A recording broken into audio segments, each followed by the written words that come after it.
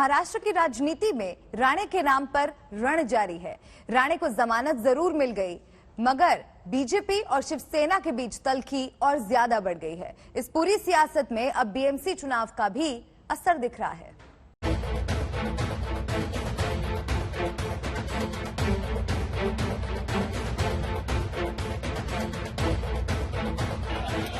महाराष्ट्र की राजनीति में राणे के नाम पर रण मचा हुआ है। जब गिरफ्तारी नहीं हुई थी तो शिवसेना वाले बवाल मचाए हुए थे। जब गिरफ्तारी हो गई तो शिवसेना वाले जश्न मना रहे थे। जब गिरफ्तारी हो गई तो बीजेपी वाले प्रदर्शन करने लगे और जब जमानत मिल गई तो बीजेपी वाले पटाखे फोड़ने लगे। मगर विरोध और समर्थन की इस लड़ाई ने महाराष्ट्र की सड़कों को पाट रखा है। कुछ समर्थन में है, कुछ विरोध में है। दोनों में समानता सिर्फ इतनी है कि दोनों ओर से नारेबाजियों का दौर है। लेकिन कार्यकर्ताओं की इस नाराजगी और समर्थन के बीच सियासी तूफान मचा है। बीजेपी कह रही है कि उद्धव सरकार तानाशाही पर उतर आई है। ये सत्ता का पूरा दुरुपयोग है, ये राजकीय राइवली है, दंडुकेशाही है, तानाशाही है कि एक वाक्य, जिस वाक्य को ट्विस्ट किया जा रहा है, उन्होंने थप्पड़ लगाऊंगा ऐसा नहीं कहा। खुद केंद्रीय मंत्री नारायण राणे कह रहे हैं कि उनके अच्छे व्यवहार का कुछ लोग फायदा उठाने की कोशिश कर रहे हैं। कानूनी व्यवस्था है, उसके मुताबिक उन्होंने मेरे बारे में शिकायत की। वो सेक्शन के मुताबिक मेरे को वहां से बोला कि कोर्ट में आपको हाजिर करना है। अरेस्ट भी तब तक कोर्ट में जाने तक मार तक मेरे को किसने अरेस्ट नहीं किया। उनकी रिक्वेस्ट पर मैं कोर्ट में गया। नारायण राणे की गिरफ्तारी भले ही कुछ घंटों के लिए हुई हो, लेकिन इसके मायने ने दिल्ली की राजनीति को भी गरमा दिया, क्योंकि 20 साल बाद ऐसा हुआ था जब किसी केंद्रीय मंत्री को इस तरह से गिरफ्तार किया गया। इसीलिए केंद्र के तमाम मंत्रियों ने महाराष्ट्र सरकार के खिलाफ मोर्चा खोल दिया। तरीका अपनाया गया महाराष्ट्र सरकार के द्वारा, ये संवैधानिक रूप से बहुत खराब संकेत है। उसका मतलब अमर्यादा की गई है। कानूनी तौर पर तो मुझे लगता है कि जैसे राजनीतिक सत्ता के दबाव में बाकी चीजें चल रही हैं, पुलिस भी चल रही है, बाकी लोग भी चल रहे हैं। ये जो चीजें हैं ये गलत परंपराएं बनाती हैं और मुझे लगता है कि इसकी जितनी निंदा हो वो कम है, लेकिन निंदा की बजाय खतरा बड़ा है।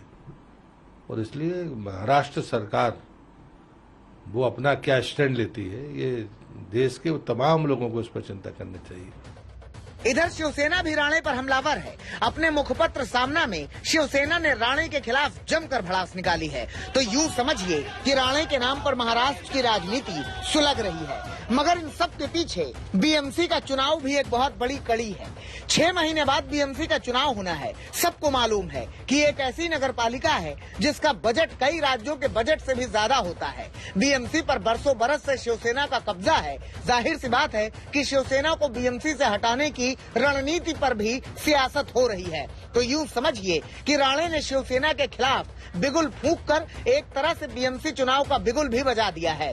मान के चलिए कि उद्धव के खिलाफ बयान और राणे की गिरफ्तारी से शुरू हुआ ये बवाल बीएमसी चुनाव के पहले थमने वाला नहीं है। मुंबई से सौरभ वक्तानिया के साथ आज तक ब्यूरो।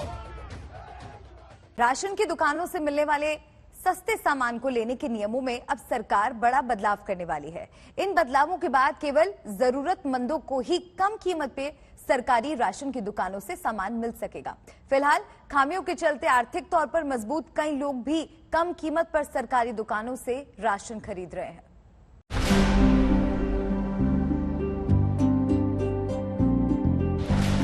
राशन कार्ड के गलत इस्तेमाल को रोकने के लिए अब सरकार राशन की दुकानों से रियायती कीमतों पर सामान लेने के लिए मानक में बदलाव कर रही है। इसके लिए खाद्य और सार्वजनिक वितरण विभाग ने बड़ा फैसला किया है। विभाग ने सरकारी मानक बदलने का खाका तैयार कर लिया है। इसके पहले कई राज्यों के साथ इस सिलसिले में बैठक भी की गई थी। राज्यों के सुझावों को शामिल करते हुए सरकारी राशन लेने के योग्य लोगों के लिए नए मानक तैयार किए जा रहे हैं। इस महीने ये फाइनल कर दिए जाएंगे। नए नियम लागू होने के बाद केवल पात्र व्यक्तियों को ही सरकारी राशन का फायदा मिलेगा। ये बदलाव जरूरतमंदों को ध्यान में रखते हुए किया जा रहा है। खाद्य और सार्वजनिक वितरण विभाग के मुताबिक इस समय देश भर में 80 करोड़ लोग नेशनल फूड सिक्योरिटी एक्ट यानी NFSA का फायदा उठा रहे हैं। इनमें कई लोग ऐसे भी हैं जो आर्थिक रूप से संपन्न हैं। इसे ही ध्यान में रखते हुए सार्वजनिक वितरण मंत्रालय मानकों में बदलाव करने जा रहा है। खाद्य और सार्वजनिक वितरण विभाग के मुताबिक one nation one ration card दिसंबर 2020 तक 32 राज्यों और केंद्र शासित प्रदेशों में लागू हो चुकी है। करीब 69 करोड़ लाभार्थी यानी NFSA के तहत आने वाली 86% आबादी इस योजना का फायदा ले रही है। हर महीने करीब 1.5 करोड़ लोग एक जगह से दूसरी जगह जाकर इसका फायदा ले रहे हैं। आज तक ब्यूरो।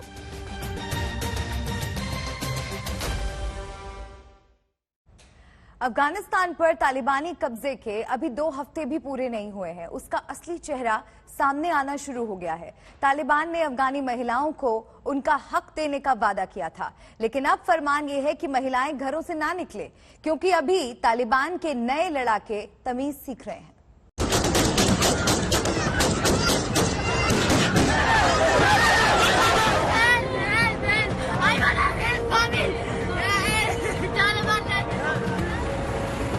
अफगानिस्तान में तालिबानी कब्जा तो हो गया है, लेकिन महिलाओं को लेकर तालिबान का रुख क्या होगा अभी ये तय नहीं है। तालिबान हालांकि उदारता की बातें कर रहा है, लेकिन बात शरिया कानून की भी हो रही है। तो क्या तालिबान महिलाओं को लेकर धीरे धीरे अपने असली एजेंडे पर आ रहा है? ये सवाल उठ रहे हैं तालिबानी प्रवक्ता ज़बीउल्लाह मुजाहिद के बयान से। कल प्रेस कॉन्फ्रेंस में ज़बीउल्लाह मुजाहिद ने कहा कि अफगानी महिलाओं को अभी घर पर ही रहना चाहिए। हमारी चिंता यह है कि हमारी फोर्स में जो नए और अच्छी तरह से जिन्हें ट्रेनिंग नहीं दी गई है, वो महिलाओं के साथ दुर्व्यवहार कर सकते हैं। हम नहीं चाहते कि हमारी सेनाएं महिलाओं को परेशान करें और उन्हें नुकसान पहुंचाएं। महिलाएं घरों में रहें, उनके वेतन का भुगतान उनके घरों तक पहुंचा दिया जाएगा। सुना आपने, शरिया कानून का कोड़ा तो महिलाओं पर बाद में चलेगा। अभी तो तालिबान के कब्जे में उनके नए लड़ाके ही नहीं है। तालिबानी खुद मान रहे हैं कि हालात उनके काबू में नहीं है। तालिबान की कल्चरल अफेयर्स कमेटी के सदस्य अहमदुल्लाह वसेक ने न्यूयॉर्क टाइम्स से बातचीत में जो कहा है, उसके मुताबिक महिलाओं के कामकाज करने से तालिबान को कोई समस्या नहीं है, बस उन्हें हिजाब पहनना होगा। लेकिन जब तक स्थिति सामान्य नहीं हो जाती, तब तक महिलाएं अभी घर पर ही रहें। फिलहाल तो तालिब चुप है, कोई काम नहीं करेंगे क्योंकि बाहर लोग से डर है और अमेरिकन लोग उधर है, थोड़ा डर लग रहा है, कुछ नहीं करेंगे। जब वो बाहर चलेंगे फिर असली फिल्म का सिनेरियो शुरू हो जाएंगे। इससे पहले तालिबान 1996 से लेकर 2001 तक अफगानिस्तान की सत्ता में रहा। उस दौर में महिलाओं की हालत गुलामों से भी बदतर थी। ना तो उन्हें पढ़ने की इजाजत थी, ना ही सिर उठाकर जीने की। तो क्या इस बार का तालिबान राज पहले वाले तालिबान राज से अलग होगा? भरोसा करना मुश्किल है। आज तक ब्यूरो। अफगानिस्तान के हालात पर आज सरकार ये बताएगी कि हालात क्या हैं और सरकार के मिशन के कहां तक पहुंचे हैं। सरकार को तालिबान अफगानिस्तान पर आगे की रणनीति भी तय करनी है। आज विदेश मंत्री जयशंकर सर्वदलीय बैठक को ब्रीफ करेंगे।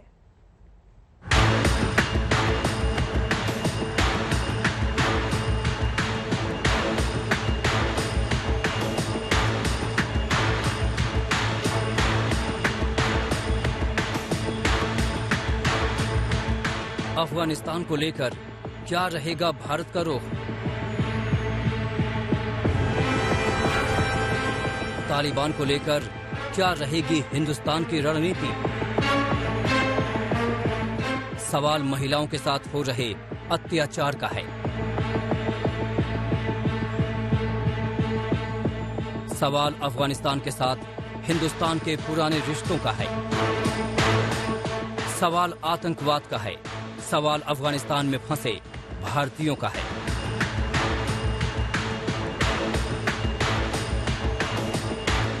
सवाल अफगानिस्तान में भारत के निवेश का है। अफगानिस्तान में लगातार बदल रहे समीकरण को लेकर हिंदुस्तान वेट एंड वॉच की स्थिति में है। लेकिन आगे की भारत की रणनीति क्या रहेगी, इस पर भारत सरकार लगातार मंथन कर रही है, जिसे लेकर आज बड़ी बैठक होने वाली है। मोदी सरकार ने सर्वदलीय बैठक बुलाई है, जिसमें अफगानिस्तान को लेकर मंथन होगा। ये बैठक आज सुबह 11 बजे से शुरू होगी, जिसमें अफगानिस्तान से जुड़े सभी मुद्दों पर चर्चा के लिए भारत सरकार सभी दलों को ब्रीफ करेगी। मीटिंग में विदेश मंत्री एस जयशंकर सभी दलों को ताज़ा हालात से रूबरू कराएंगे। इसके अलावा वो काबुल से भारतीयों को वापस लाने की कोशिशों पर भी बात करेंगे। अफगानिस्तान में घटनाक्रम के मद्देनजर पीएम नरेंद्र मोदी ने आदेश दिया है कि संसद में सभी राजनीतिक दलों के नेताओं को पूरी जानकारी दी जाए।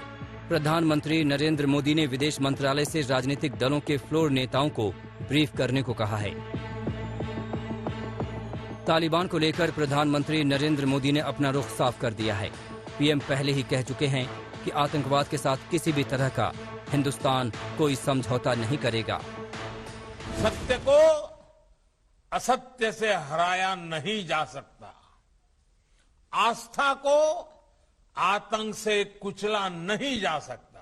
जो तोड़ने वाली शक्तियां हैं, जो आतंक के बलबूते साम्राज्य खड़ा करने वाली सोच है, वो किसी कालखंड में कुछ समय के लिए भले हावी हो जाए, लेकिन उसका अस्तित्व कभी स्थायी नहीं होता। यूएन की बैठक में भी भारत के विदेश मंत्री अपना रुख साफ कर चुके हैं, जहां जयशंकर ने साफ कहा था कि तालिबान के आतंक को भारत कभी समर्थन नहीं देगा। वहीं जयशंकर ने बिना नाम लिए पाकिस्तान और चीन की रणनीति पर भी सवाल खड़े किए थे, जो लगातार तालिबान का समर्थन कर रहे हैं। We must never compromise with this evil. The international community holds a collective view that terrorism in all its forms and manifestations must be condemned. There cannot be any exception or any justification for any act of terrorism, regardless of motivations behind such acts. To combat terrorism, terrorists are constantly finding newer ways of motivating, resourcing, and executing acts of terror.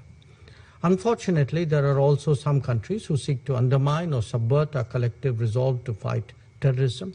That cannot be allowed to pass. CDS Bipin Rawat ने भी साफ किया है कि तालिबान के साथी बदले हैं, लेकिन तालिबान नहीं बदला है। भले ही वो सरकार बना रहा हो, लेकिन उसकी सोच नहीं बदली है, जिसकी तस्वीरें लगातार अफगानिस्तान से आ रही हैं। The timelines have certainly surprised us because we were anticipating this thing happening maybe a couple of months down the line, but it is pretty much the same.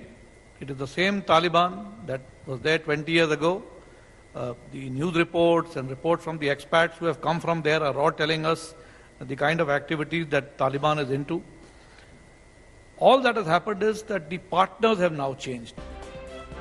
कई विपक्षी दलों की ओर से अभी तक आवाज उठाई गई है कि केंद्र सरकार को तालिबानी शासन को लेकर अपना रुख स्पष्ट करना चाहिए। यहां तक कि ओवैसी ने तालिबान को लेकर सरकार की रणनीति पर भी सवाल खड़े किए हैं। आईएसआई पूरा कंट्रोल करता तालिबान को, ये बात जहन में रखो आप। आईएसआई भारत की दुश्मन है।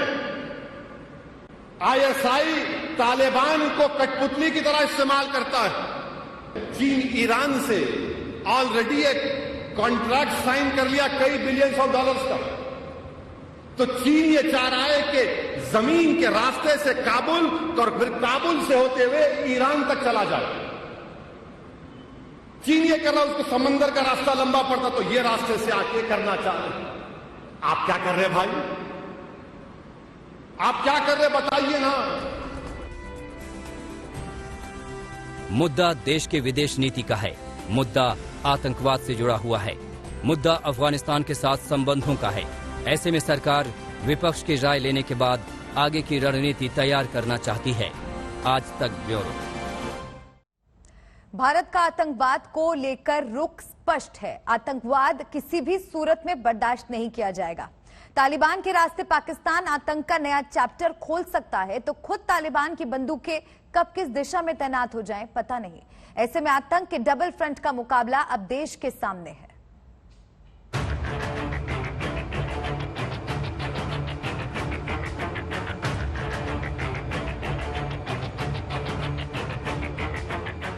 पूरी दुनिया देख रही है तालिबानियों का जुल्म, पूरी दुनिया देख रही है बिलखते काबुल को, पूरी दुनिया देख रही है अफगानिस्तान को छलनी होते हुए। अफगानिस्तान की सड़कों पर बारूदों से लदे तालिबानी खौफ पैदा करते हैं। इन सब के बावजूद कुछ देश हैं जिन्होंने तालिबानियों का समर्थन कर दिया है। चीन और पाकिस्तान तो खुलकर तालिबान के समर्थन में हैं। रूस सॉफ्ट है, तो ऐसे हालातों में भारत का रुख क्या होना चाहिए, क्योंकि अफगानिस्तान में तालिबान के राज का सबसे बड़ा प्रभाव और सबसे ज्यादा प्रभाव अगर कहीं होगा तो वो भारत ही होगा।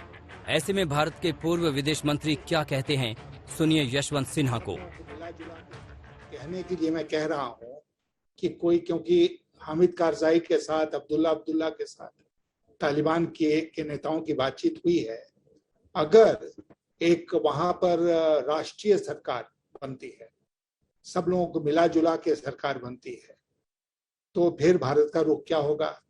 अगर विशुद्ध रूप से तालिबान की सरकार बनती है तब भारत का रुख अलग होगा। अगर उसमें हक्कानी नेटवर्क को शामिल किया जाता है तो भारत का रुख जाहिर है अलग होगा। उसमें पाकिस्तान की दखलंदाजी बढ़ती है तो जाहिर है भारत का रुख अलग होगा। तो कई इस तरह की चीजें हैं। पूर्व विदेश मंत्री यशवंत सिन्हा मानते हैं कि अफगानिस्तान में सरकार के गठन के बाद भारत का स्टैंड क्लियर होगा। ये इसलिए भी जरूरी है क्योंकि तभी मालूम चल सकेगा कि अफगानिस्तान में तालिबान के साथ पाकिस्तान का कितना दखल है। पूर्व विदेश मंत्री सलमान खुर्शीद को भी सुनिए कि अफगानिस्तान के मौजूदा हालात और भारत की स्थिति क्या होनी चाहिए, कैसी होनी चाहिए, भारत को क्या कदम उठाने चाहिए। वेट एंड वॉच तो हर एक कर रहा है और हर एक को करना चाहिए, और विशेष हमको वेट एंड वॉच करना चाहिए। हमारा बड़ा इन्वेस्टमेंट है अफगानिस्तान में, इमोशनल इन्वेस्टमेंट है, हमारा सामरिक इन्वेस्टमेंट है, हमारा डेवलपमेंट का इन्वेस्टमेंट है, और हमारे पुराने संबंध हैं अफगानिस्तान के लोगों से, और कहां कहां गहराई तक उनकी अफगानिस्तान के लोगों की जड़ें हमारे भारतवर्ष में हैं। इसलिए और देशों से हटकर भारत का एक विशेष एक अधिकार है अफगानिस्तान पर और अफगानिस्तान का भारत पर। जाहिर सी बात है कि अफगानिस्तान का भारत से पड़ोसी का नाता है। अफगानिस्तान से जान बचाकर भागे ज्यादातर अफगानी यहीं भारत लौटे हैं। अफगानिस्तान के लोग भारत में रह रहे हैं और वो गुहार लगा रहे हैं भारतीय सरकार से कि वो अपना स्टैंड लें। मगर विदेश मामलों के जानकार का भी यही मानना है कि फिलहाल भारत के पास वेट एंड वॉच का विकल्प ही सबसे बेहतर विकल्प है। तालिबान ने पहले ही साफ कर दिया है कि किसी भी सूरत में 31 अगस्त तक अमेरिकी सेना अफगानिस्तान छोड़ दे। अमेरिका की तरफ से भी कह दिया गया है कि वो अपने सैनिक बुला लेगा। ये अलग बात है कि ब्रिटेन अड़ा है, मगर इन सब के बीच सवाल यही है कि अगर अमेरिकी सैनिक अफगानिस्तान से हट गए तो उनका क्या होगा जो विदेशी नागरिक अभी तालिबान में हैं, खासकर हिंदुस्तानी नागरिक। आज होने वाली बैठक में बहुत संभव है कि इस सवाल से भी पर्दा उठ जाए। आज तक ब्यूरो। तो ये बैठक काफी अहम मानी जा रही है और इस बैठक से जुड़ा हर अपडेट आप तक पहुंचाते रहेंगे। इस बीच तालिबान ने एक बार फिर सुपर पावर अमेरिका को अल्टीमेटम दे दिया है। आज दुनिया भर में अमेरिका को आंख दिखाने वाले तालिबान को बैकफुट पर लाने वाले अहमद मसूद की चर्चा हो रही है। सबसे पहले आपको दिखाते हैं तालिबान के अल्टीमेटम का मतलब क्या है, अफगानिस्तान में तालिबान की सरकार का भारत के लिए संदेश क्या है।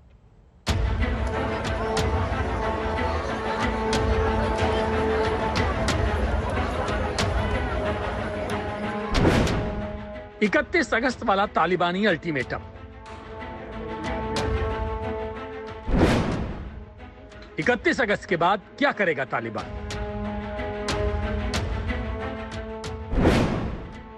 तालिबानी फरमान, छोड़ो अफगानिस्तान। आज दुनिया की सबसे बड़ी हेडलाइन यही है कि मुट्ठी भर तालिबानियों ने सुपर पावर अमेरिका को अल्टीमेटम दे दिया है। अल्टीमेटम ये कि 31 अगस्त के बाद तालिबान के कब्जे वाले अफगानिस्तान में विदेशी सेना की कोई जगह नहीं होगी। अल्टीमेटम ये कि अमेरिकी सेना को अफगानिस्तान छोड़ना होगा और अफगान नागरिकों को मुल्क छोड़ने से पहले तालिबान से इजाजत लेनी होगी। तालिबान के इस फरमान को हम आपके लिए डिकोड करते हैं।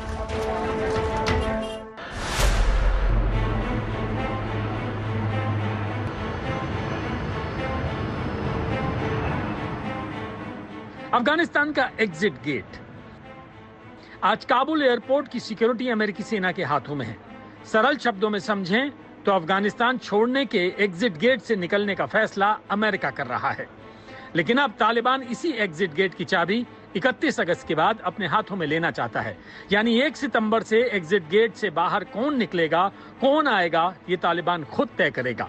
अगर एग्जिट गेट की कमान तालिबान के हाथों में आ गई तो 1 सितंबर से काबुल एयरपोर्ट के बाहर मौजूद इस भीड़ का मुल्क छोड़ना नामुमकिन हो जाएगा, क्योंकि तालिबान चाहता है कोई मुल्क ना छोड़े। यही वजह है कि अब तालिबान ने पूरी ताकत एग्जिट डोर की चाबी अपने हाथों में लेने के लिए लगा दी है। काबुल एयरपोर्ट के एग्जिट गेट पर कब्जा जमाने के लिए तालिबान ने अमेरिका को धमकी दे दी है। متاسفانه امریکایان یو بل کار هم کوي چې کله ازدحام ډیریږي نو دوی فایرونه کوي، ډزې کوي، په بیرحمۍ سره خلک تر ګولو لاندې نیسي. دغه حالت نم چې دوی نجات پیدا کړي. اسلامي امارت هڅه کوي چې هغه بیروبار کم کړي او هغه ټول خلکو ته په میدان کې جمع دي او ټول ته ځل بیا هم د تاسو د لارې نه اطمینان ورکو چې راځي خپل کورونو ته خپل آرام ژوند ته راوګرځي او خپل عادي ژوند کې هیڅ ډول خطر چاته متوجه نه ده او موږ بشپړ اطمینان او ډاډ ورکو. तालिबान ने जो कहा उसकी बड़ी बात समझिए। नाटो सेना 31 अगस्त तक हर हाल में अफगानिस्तान छोड़े। किसी कीमत पर तालिबान समय सीमा नहीं बढ़ाने देगा। अमेरिका डॉक्टरों, इंजीनियरों और पढ़े लिखे वर्ग को न ले जाए। 31 अगस्त की डेडलाइन बढ़ी तो अमेरिका अंजाम भुगतेगा। तालिबान के अल्टीमेटम पर अमेरिकी राष्ट्रपति का रिएक्शन आया। We agreed that we will continue to our close cooperation to get people out as efficiently and safely as possible. We are currently on a pace to finish by August the 31st. The sooner we can finish, the better. Each day of operations brings added risk to our troops. But the completion by August 31st depends upon the Taliban continuing to cooperate and allow access to the airport for those who were transporting out, and no disruptions to our operations. अब आपको तालिबान के ultimatum पर अमेरिकी राष्ट्रपति के बयान का मतलब समझाते हैं। 31 अगस्त तक अमेरिकी सेना वापस आ जाएगी। किसी भी सूरत में अमेरिकी सेना अफगानिस्तान छोड़ देगी। काबुल में ऐसे हालात हैं कि बड़ा आतंकी हमला मुमकिन है। 31 अगस्त की डेडलाइन को बढ़ाने का कोई प्लान नहीं है। तालिबान के अल्टीमेटम पर अमेरिका बैकफुट पर नजर आ रहा है, लेकिन G7 की आपातकालीन मीटिंग में तालिबानी अल्टीमेटम का जवाब दिया गया। 31 अगस्त के बाद भी अफगानिस्तान में फंसे लोगों को निकालेंगे। एयरलिफ्ट के लिए तालिबान को सुरक्षित रास्ता देना होगा। अफगानिस्तान के लोगों के सुरक्षित जीवन के लिए प्रतिबद्ध हैं। अफगानी सम्मान, शांति और सुरक्षा के साथ जीने का अधिकार रखते हैं। महिलाओं के अधिकारों समेत आतंकवाद पर तालिबान को जवाबदेह होना होगा। G7 के बयान से अफगानिस्तान में नया संकट पैदा हो गया। तालिबान ने साफ कर दिया है कि 31 अगस्त के बाद विदेशी सेना को अफगानिस्तान छोड़ना होगा। अफगानिस्तान के मौजूदा हालात के लिए डिफेंस एक्सपर्ट से लेकर भारत के पूर्व विदेश मंत्री यशवंत सिन्हा अमेरिका को जिम्मेदार मान रहे हैं। आज तक ब्यूरो।